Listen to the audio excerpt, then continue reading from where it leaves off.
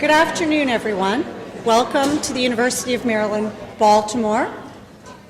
I am Jennifer Lichman, Senior Vice President for External Relations and Special Assistant to the President, and I'm the founder and chair of Umbrella. Umbrella is UMB's roundtable on excellence in leadership and leveraging aspirations. Umbrella works to help women achieve to their potential, find their voices, and feel empowered.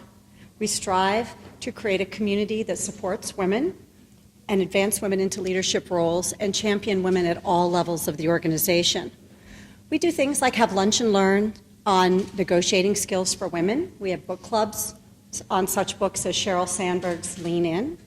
We have affinity groups on parenting, caregiving, and for administrative professionals to help them seek new pathways to greater success. We provide scholarships to female students and to junior staff and faculty to attend women's leadership conferences and seminars.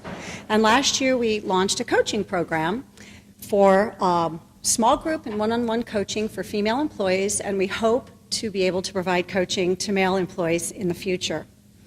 And then we do things like this. We hold keynote addresses with nationally known speakers on all kinds of issues that affect women and families and the workplace.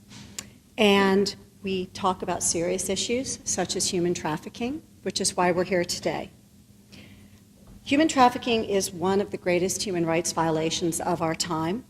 This brutal crime has local, regional, national, and international implications with serious implications for our state and our community.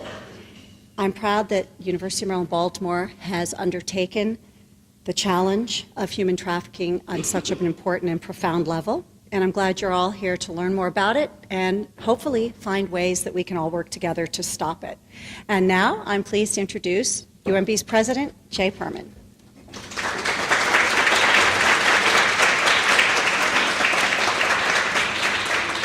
Good afternoon, everybody. Thank you, Jennifer. Most especially, thank you, Umbrella, and its leadership group and members. I'm very happy to see you here today for what I know is going to be a very powerful presentation. I'd like to acknowledge some guests that we're very honored to have join us. From Senator Chris Van Hollen's office, we have Ms. Queen Wafor. Thank you.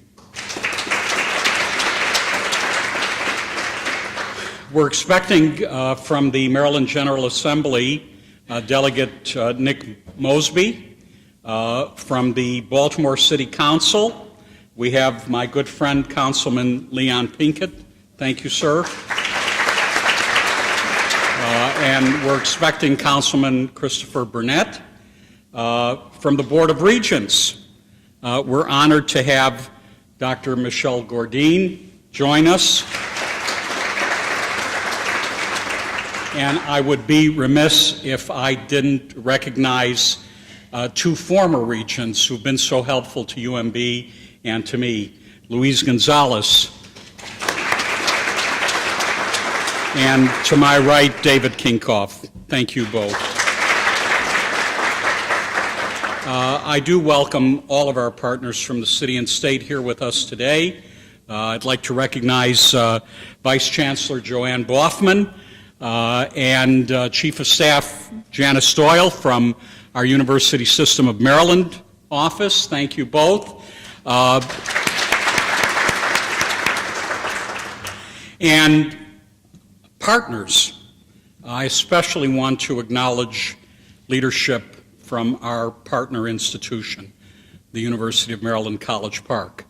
Provost Marianne Rankin. And we're expecting Chief of Staff, Assistant President Michelle Eastman. I don't see her just yet.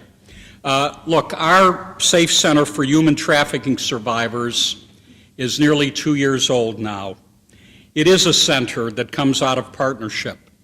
It's a center that UMB launched jointly with the University of Maryland College Park as a component of our Empower initiative. It's the only resource in the region open to anyone who needs help, regardless of age, gender, language, immigration status. It's the nation's first university-based program to combine comprehensive services for victims with research and advocacy aimed at ending human trafficking. And it's an absolute lifeline to survivors here in Maryland, where, sad to say, human trafficking is a profitable and desperately brutal trade. When the idea for this center came together with our colleagues in College Park, one thing we knew for certain was that we needed someone powerful to lead this effort, someone people would listen to, someone they'd respond to.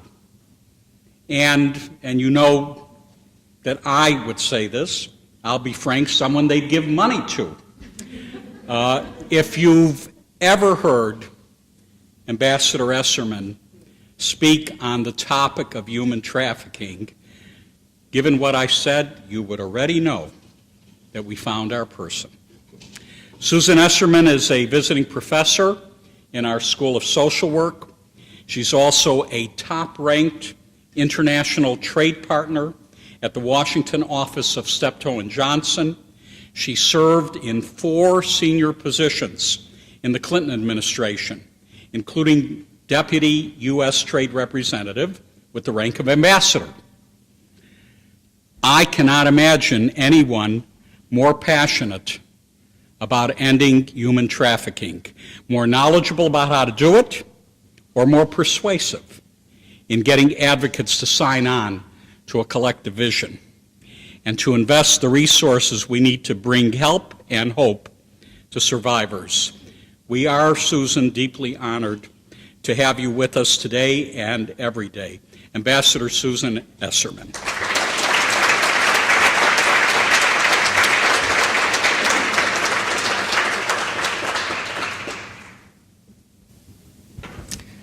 Good afternoon, and thank you, Dr. Perman, for your warm welcome. We are so grateful to you and the university for your support and commitment and believing in the Safe Center's mission.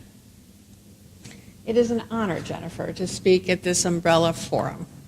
I greatly admire the mission and the work of Umbrella to empower women at all levels, and I loved what I just heard from your description of all that you do.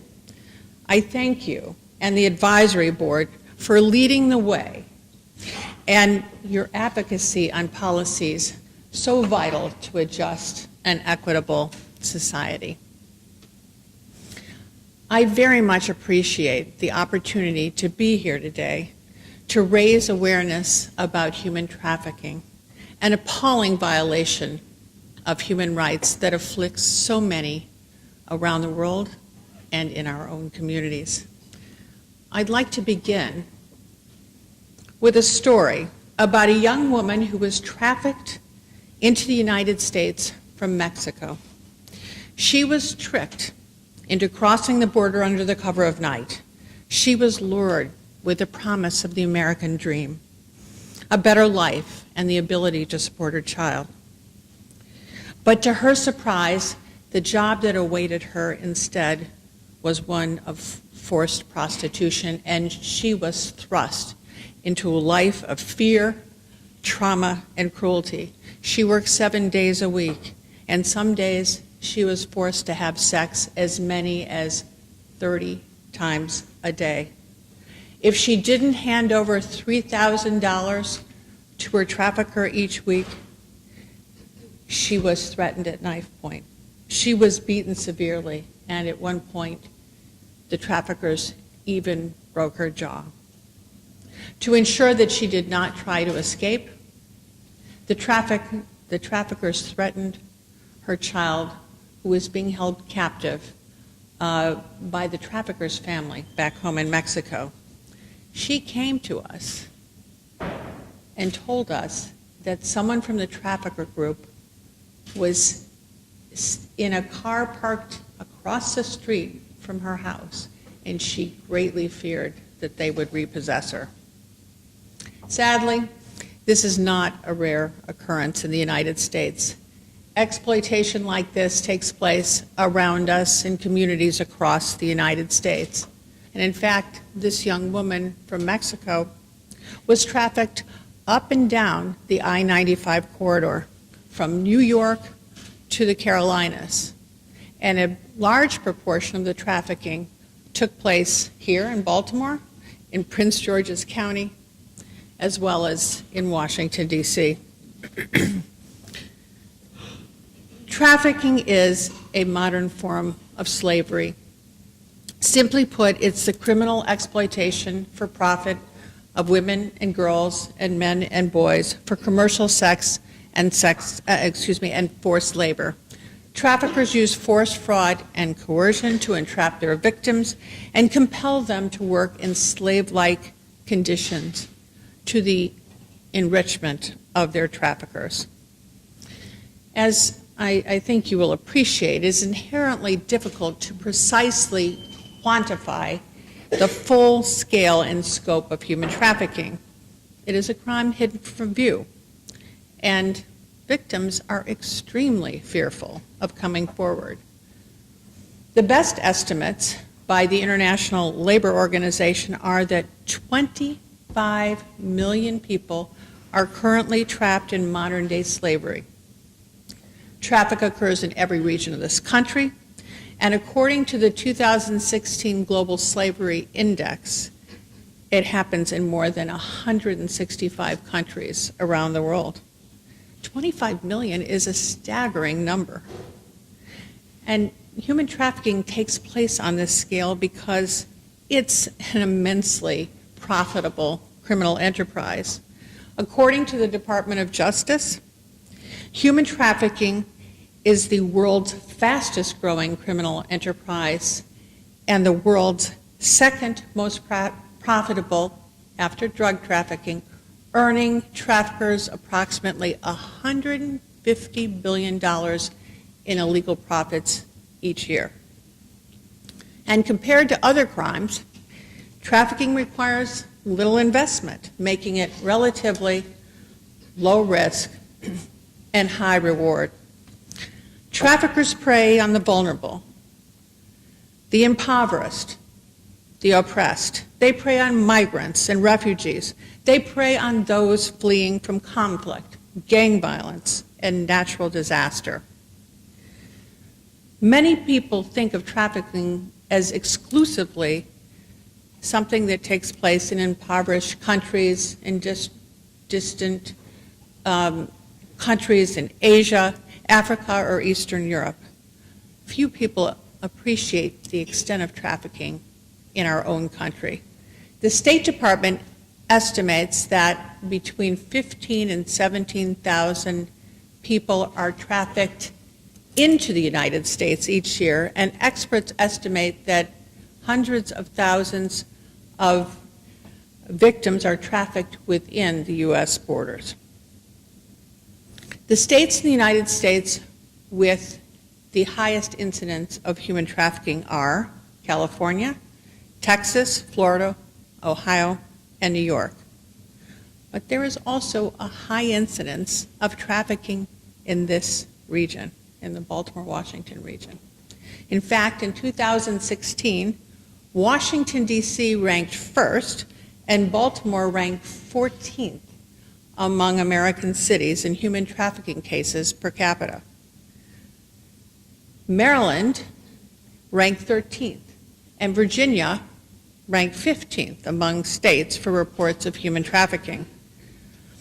The region's position on the I-95 corridor and its many transit hubs, buses, trains, and airports make it a very attractive transit point and point of destination for traffickers. Victims of human trafficking in the United States are by no means limited to immigrants. Trafficking ensnares tens of thousands of young Americans each year in the U.S. as well. Teens with histories of sexual abuse, youth who have run away, homeless youth, And LGBT teens and young adults are particularly vulnerable. Online and in our local middle schools and high schools, vulnerable young Americans are being recruited and trafficked into commercial sex here in Maryland and across the nation. A couple of years ago, there was a very disturbing case of young girls being trafficked online via Facebook out of high schools in Fairfax. It was a very disturbing case.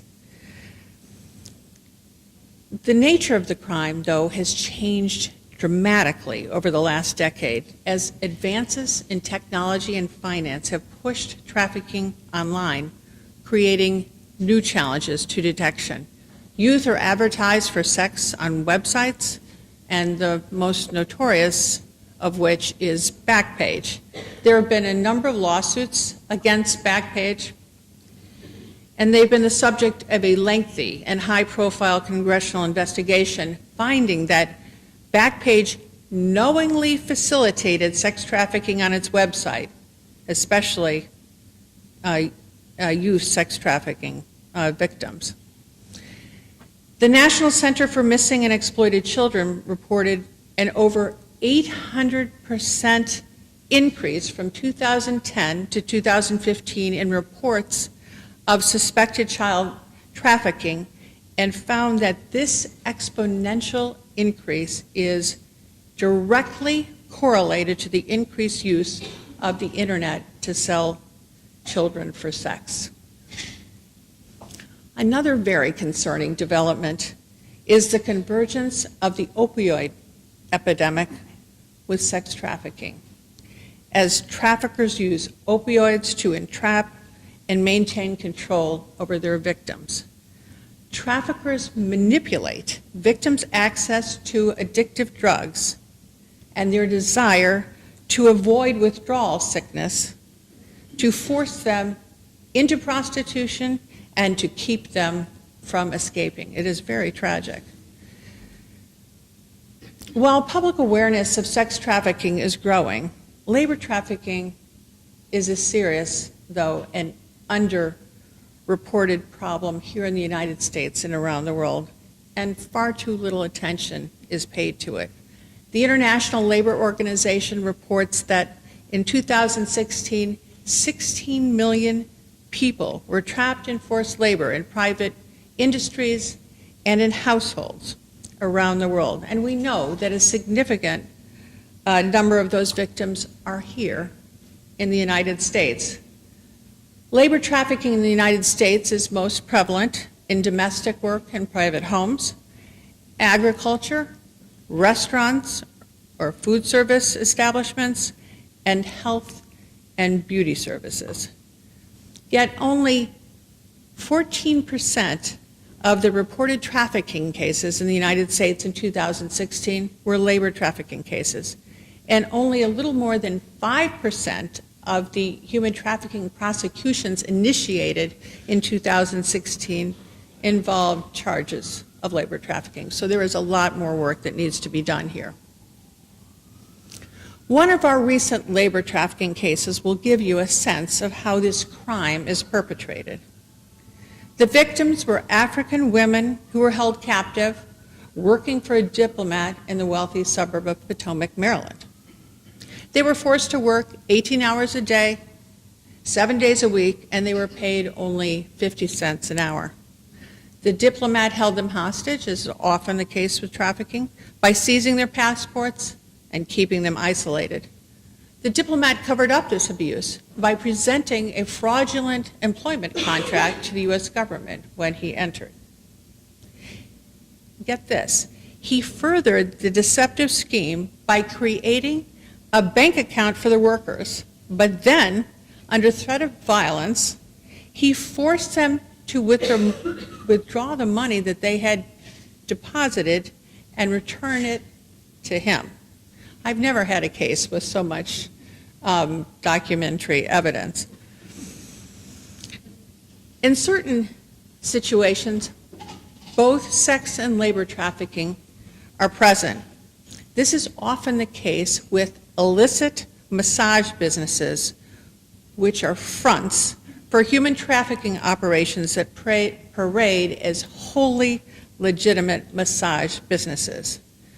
A very recent and well-researched report by the DC-based anti-trafficking organization Polaris found more than 9,000 illicit massage businesses operating in the U.S. with revenues reaching $2.5 billion a year. They found that the victims in these massage parlors were primarily women from China and Korea. In Maryland, for 2 years in a row, in 2016 and 2017, illicit massage and spa businesses ranked as the #2 venue for sex trafficking. Baltimore, Prince George's, and Howard County have the highest number of illicit massage businesses in the state. Congress has played an important role in addressing the scourge of human trafficking through the passage and reauthorization of the landmark federal anti-trafficking law, the Trafficking Victims Protection Act. The act provides a powerful framework for preventing both sex and labor trafficking, prosecuting traffickers, and protecting victims. The law not only criminalized sex and labor trafficking, it also created a civil private right of action for damages and immigration relief in the form of a special T-visa for eligible victims. Further, and very importantly for our center, with its structured grants for training and victim services, the Act has facilitated coordination between government agencies, victim service providers, and law enforcement to increase identification of victims, bring more perpetrators to justice, and to better provide services for survivors. The TVPA legislation reauthorization has passed both houses of Congress, but still awaits resolution in Congress. And it is very important that Congress reauthorize this legislation as soon as possible. Here in Maryland, our General Assembly is active and engaged in strengthening legislation to combat human trafficking and protect survivors. Several important bills are pending this session. If enacted, these bills would, for the first time, specifically criminalize labor trafficking, take important steps to provide safe harbor protections for trafficked youth, provide for vacating convictions for certain crimes that human trafficking victims were forced to commit as a direct result of their trafficking, and finally, to make felony human trafficking a crime of violence, which would, among other things, increase the prison time a trafficker must serve before parole eligibility. We are also fortunate to have in Maryland a strong state human trafficking task force, which has raised the profile of the serious issue of human trafficking in our state and has spearheaded strategic initiatives to address it. So it is in this environment that 21 months ago that we established the Support, Advocacy, Freedom, and Empowerment Center for Human Trafficking Survivors, a long name, but it is known as the SAFE Center. As Dr. Perman said, it is the country's first university-based comprehensive direct services, research, and advocacy center for human trafficking survivors. We founded the center with the goal of restoring dignity and human rights to sex and labor trafficking survivors. We saw that survivors faced fractured services that were often so difficult to access and that their needs were manifold. Survivors long battle memories of trauma and struggle to regain their footing. They often have no means to support themselves or their family. So in response, the SAFE Center provides and coordinates comprehensive services to human trafficking survivors, recognizing that a multidimensional, trauma-informed, and victim-centered approach is essential if survivors are to have a chance of reclaiming a life of dignity and hope. It is my pleasure to introduce the SAFE Center's Deputy Director, Laura Ardito, who is with us today. She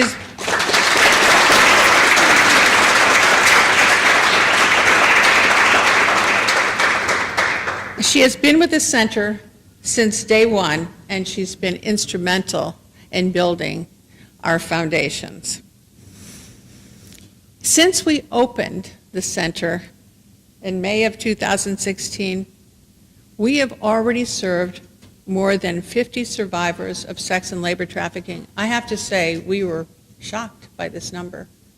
When we first discussed this with the university, we said we would have at most 10 survivors that we would serve, because we recognized that victims are fearful of coming forward. So we were quite overwhelmed by the need that we saw.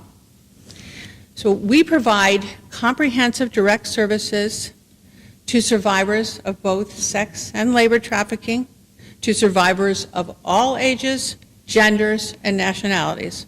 Our clients are adults and minors, U.S. citizens and foreign nationals, women and men. And now, today, we provide services on a bilingual basis: legal services, social services, mental health and medical care, job search assistance, and English as a second language programming. And I'm proud to say that next month we are going to expand our programming and begin to provide aftercare and weekend crisis intervention services. This is a big deal for us. At the request of the chair of the Prince George's County Human Trafficking Task Force, the SAFE Center worked with county stakeholders to develop a crisis intervention protocol. That is a protocol for the coordinated response among law enforcement, government agencies, and victim service providers when police conduct anti-trafficking operations and recover victims of commercial sex trafficking in hotels and motels. And in these circumstances, as you might imagine, law enforcement relies on service providers and advocates to help attend to the victim's immediate emergency needs. At the SAFE Center, 60% of our cases involve labor trafficking. And these cases are mainly forced labor in people's homes as domestic servants. And 40% are sex trafficking cases, and some involve both sex and labor trafficking. 90% of our clients are female, and 10% are male. A quarter of our clients are under the age of 24. And in terms of geographic distribution, 70% of our clients are from Maryland, with a big concentration from Prince George's County and Montgomery County. And the remaining 30% live in or were trafficked in the DC metropolitan region. We decided to locate the SAFE Center near the College Park campus in Prince George's County because the area is a hot spot for human trafficking, and we knew there was a huge unmet need for services there. Shockingly, there are 40 brothels within 2 miles of the University of Maryland College Park campus in Langley Park. And several of our clients have been trafficked in commercial sex there. Late last year, the SAFE Center and the Prince George's County Department were awarded a $1.3 million grant from the Department of Justice to enhance coordinated local efforts to fight human trafficking. Ours was one of only 2 counties in the country to receive this coveted grant. We were very excited about this grant because we believe it has the capacity to make a real difference in fighting trafficking and protecting victims in the county. The type of collaborative effort that the grant resources support, we believe, will lead to better identification of victims, importantly, more robust investigations that lead to prosecutable crimes and convictions, and at the same time, coordinated, compassionate care to victims from the point of recovery by the police forward. As you heard from Dr. Perman, the SAFE Center is an initiative of Empower, the strategic partnership between the University of Maryland, Baltimore, and the University of Maryland, College Park. Empower is truly the ideal platform for our center because it has enabled us to draw widely on the expertise, the clinical experience, and research of multiple schools and programs from within both universities. This, in turn, has enabled us to take the multidisciplinary approach that is so critical if we are to be effective and fulfill our mission. We have already collaborated with 9 different schools, and we are only at the beginning. Dean Barth and the School of Social Work have provided a rich home base in Baltimore for collaboration and sharing of expertise. The center benefits from the school's expertise in clinical practice and social systems, and we, in turn, have provided field placement sites for training masters in social work students. The school's important child sex trafficking initiative, developed by Dr. Nadine Finnegan-Carr and Amelia Rubenstein, who is here, is improving coordination between state child welfare agencies, service providers, and law enforcement to better identify and serve child sex trafficking victims. And they have generously invited the SAFE Center to be a project partner in Prince George's and Montgomery County, and we thank you, Amelia, for all of the learning that you provided us as we got started. Also, working with the School of Social Work's Center for Innovation and Implementation, we have piloted a new evidence-based assessment tool adapted for the first time for human trafficking. The School of Public Policy, which is our home in College Park, has offered a human trafficking research lab to support the research needs of the SAFE Center. The class was so popular that the school offered it for a second time this year, and there are many students on the waiting list. And interestingly, this year, the class is researching projects for both the SAFE Center and for the Maryland State Human Trafficking Task Force. The law school has provided the SAFE Center with talented law student interns, including students who come out of the school's highly regarded immigration and gender violence clinics. Working under the supervision of our attorneys, the students have worked directly with human trafficking survivors, assisting with interviews, writing briefs, and filing papers in immigration court, and conducting legal research related to cases, policies, and legislation. Now, this one is an interesting one. Through the School of Business's Center for Social Value Creation, a graduate student consulting team brought their business, nonprofit, policy, and data analytics experience to bear to develop a sophisticated strategic plan for the SAFE Center Essential Economic Empowerment Program. Their report was highly professional and of the same caliber that one would expect to receive from an established professional consulting firm. We say it is McKinsey-esque. And we are relying on it as we build our economic empowerment program.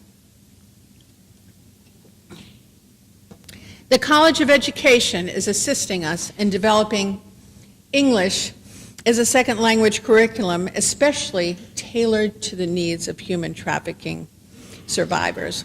This is one small element of our economic empowerment program.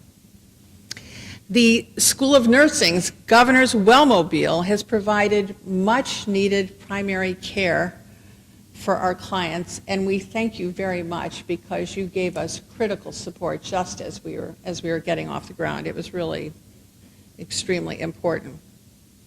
At the School of Public Health, a PhD student provided foundational research on trafficking as a health issue and established important health partnerships in the county. And finally, in the College of Behavioral and Social Sciences, BSOS, we are working with the faculty-run doctoral student psychology clinics to assist in providing psychosocial assessments for our clients. In addition to all of this, we have hosted 40 student interns and graduate students since we began operations, including undergraduates, master's, and PhD students. Working under the supervision of our staff, they help us provide client services, develop program and curricula, conduct outreach and research. We have been energized and so impressed by the ideas, passion, and commitment of these students. And at the same time, we are very proud to be training a new generation of anti-trafficking professionals. In addition to these internships, 80 students have expressed interest in volunteering, and multiple student organizations have reached out to us, including student leaders in the athletic department, Students Ending Slavery, Graduate Women in Public Policy, campus faith groups, and the Department of Fraternity and Sorority Life. In addition, University of Maryland alumni, retired faculty, local businesses, and houses of worship have reached out to us to volunteer, to provide support, or simply to be informed about human trafficking. Going forward, we will continue to build out our core services and also add new dimensions to our work, particularly in enhancing our research and advocacy work. We very much hope to collaborate with additional schools and programs to take a more systemic approach to preventing and addressing human trafficking before victimization. A major focus of our work this year will be building out our signature economic empowerment program, and we are very fortunate to have a head start with the business school's strategic plan. Because enhanced education and meaningful job opportunities are vital to restoring human trafficking survivors' independence, this program is absolutely vital to our vision. So we will be building out in-house language and literacy programs, job readiness programs, professional mentoring, connections to internships, vocational training, and job placement support.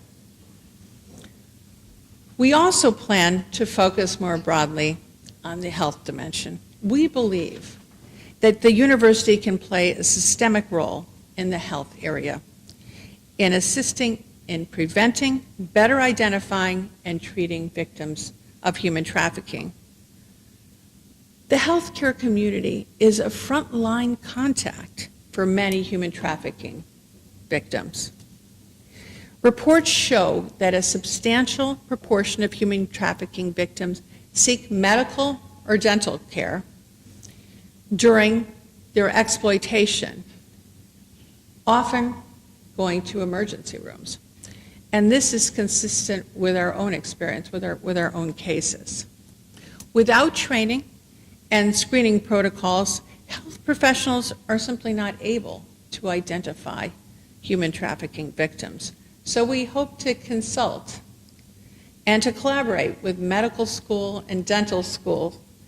And we would like to deepen our work with the nursing and public health schools. The last area of priority that I will mention is in regard to labor trafficking. As you heard, this is a seriously underreported crime, and we believe that we are poised through our new Department of Justice grant and other resources to make progress in developing better systems for identifying labor trafficking violations and bringing labor trafficking victims out of the shadows.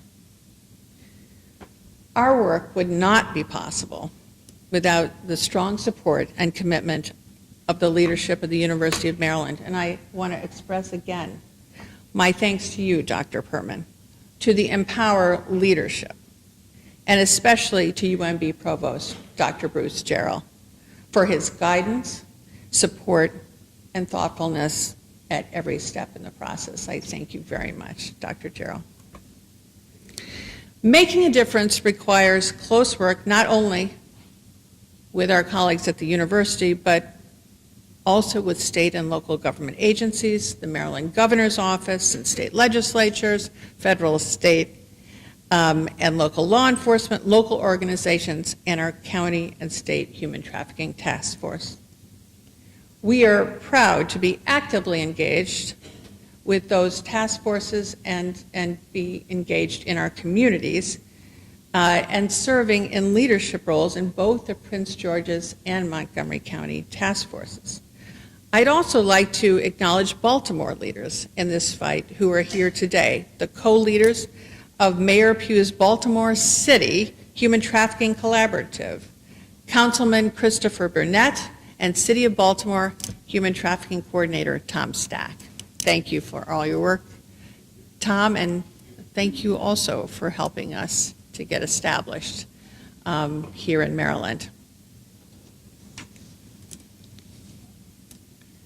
A century and a half ago, shortly before this country abolished slavery by approving the 13th Amendment, Frederick Douglass warned that our battle against this sort of injustice would not end with ratification of the amendment. Slavery has been fruitful in giving itself names, he said, and it will call itself by yet another name. And you and I and all of us had better wait and see what form this old monster will assume, in what new skin this old snake will come forth. Today, tens of thousands of human trafficking victims live in fear and despair in this great nation. The monster wears a different skin, but make no mistake, this is slavery. And together, it is our work to end it. Thank you.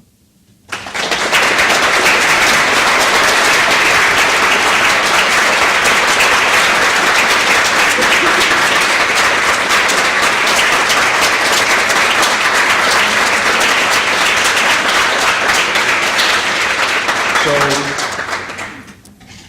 if you're like me, the stories are hard to hear, the data are hard to hear, and this is the way that two powerful partnered institutions fight back. At the same time, demonstrating fidelity to our core missions of education and research. Susan has portrayed that whole story very well, and we thank you for it. Ambassador Esserman has time for some questions or comments. There's no microphone in the room, so here's the deal. You need to speak up, please. I don't remember hearing you say too much about immigration and working with immigration. Are you working with immigration officials? And if so, how are they handling these illegal immigrants who have gone through such trauma? Well, That's a good question. I would just say that immigration and the Department of Homeland Security is a complex organization. Well said. I would say more. And I say that because many of us here that are involved in the fight against human trafficking continue to work with people in Department of Homeland Security who are dedicated to fight human trafficking, to investigate crimes, to bring us cases, and they're filled with compassion and care. That's the good news. And you know, I do want people to be aware of that. I will say that there is a great deal of concern, though, about the impact of changes in immigration policies with the U.S. government, because we can say from our own experience for our own clients that these policies create a great deal of fear. We had a client who was afraid to drive her child to school. There's been a study on this. The Freedom Network, which is an organization of about 60 organizations of which we're a member, did a survey, I think along with a number of groups. So they had about 150 organizations responding. And they found, based on this survey, that the immigration policies were unwittingly facilitating trafficking. And that is because people are afraid to come forward. If you are very fearful about what's going to happen to you, are you going to report your case to law enforcement? People stay in trafficking longer than they would ordinarily.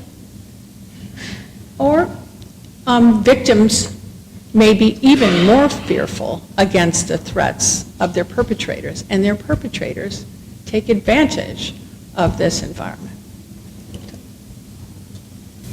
Tom? So you have described a problem of enormous proportions. What is your aspiration for capacity, to grow your program? Well, I don't know whether your question goes to numbers. That's something I can't answer at this time. I didn't think we'd be at 50 in the first year. There was just no way I thought that was possible. I do think there are a lot of situations out there that are undetected, and if we do the deeper work, that we are really going to uncover more instances of human trafficking. So, for example, with this grant with Prince George's County, Laura and I have been working with all of the stakeholders in the community, and already, just in our initial discussions, we have developed ideas about how we can work together better to ensure that leads are followed up and cases are brought forward. We often find in the community, we'll hear about something, you may too, Amelia, but we'll hear about something from the police and we'll wonder, what did they do? What did they do with the victim? And so part of this is, for us to get out and let people know that we're out there. But in terms of numbers, I don't know. I think we're going to grow more, and that means we'll need more staff. We're already at, 8 full-time staff from not much. But also, I think we want to grow on the research side. That's very, very important to our vision, because we think that is a way that we're going to really fulfill the mission of preventing trafficking. Councilman? Ambassador, I was recently heartbroken to hear young people, and even in Baltimore, in my district, who are using young girls, or even sometimes their siblings, in exchange for sex to get into gangs. And I just want to hear, how do we reach these young people? How do we infiltrate even this gang culture where we are exchanging, young girls and even their own sisters, for entry into these local gangs? Well, I'm not going to give you an easy answer because I don't know it. The gang situation is deeply worrisome, and it's a much more serious issue in Maryland than people realize. You know it. It's in Prince George's County, in Anne Arundel County. I've just been shocked at some of the things that have happened there. And actually, you can appreciate for service providers, we have to be very, very careful, too. There's a lot of danger there. And particularly since we're at the University of Maryland, we have to be especially careful. But I don't know. I think, I'm not sure our broader policy is one that's, the U.S. government's broader policy is really a good one because, we need to, I think some of the direction of it is the opposite of the way we need to go, is we need to try to give some of those people some hope so that they'll go the right way as opposed to the wrong way. It's a serious issue, and I'd love to talk to you about it. I'd like to hear your perspective. I'm sorry I don't have a good answer for it. Would legislation to legalize prostitution or legalize drugs, does that have any kind of impact on the problem? This is a very complicated subject, and service providers have very different, or people involved in the field, Amelia's laughing, have very different views about it. And I would say, I haven't looked at the research there, and partly because this is such how would you describe this, is such a third rail issue in the field that we've decided, especially being at the University of Maryland, that we're not going to focus in that area. So I haven't studied that. I don't tend to think my instinct is that's not the answer. But I must confess, I haven't spent a lot of time on it knowing the trickiness of the issue. Well, Ambassador, Professor Esserman, you make us proud. Thank you very much. Thank you.